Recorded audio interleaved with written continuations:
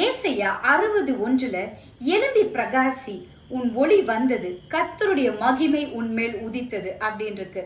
இன்றைக்கு கர்த்தர் உங்களை பார்த்து சொல்றாரு, என் மகனே, என் மகளே, நீ எழும்பி பிரகாசி, உனக்கான நேரம் வந்து விட்டது, உனக்கான ஆசீர்வாதங்கள் வந்து விட்டது, உனக்கான பாதைகள் வந்து விட்டது, நீண்ட நாளாய் காத்து கொண்டிருந்த நன்மைகள் உன் கைக்கு வந்துருச்சு, நீ எழும்பி பிரகாசிக்கிற சமயம் உனக்கு வந்துருச்சு.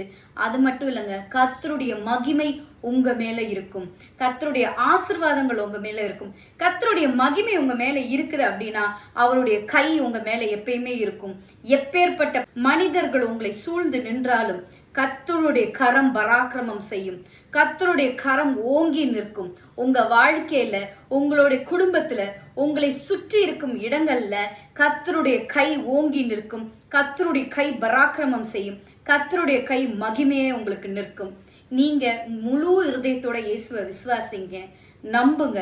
உங்க வாழ்க்கையில கர்த்தருடைய கரம் மகிமையாய் உயர்த்தப்படும். நீங்கள் எழும்பி பிரகாசிப்பீர்கள். God bless you.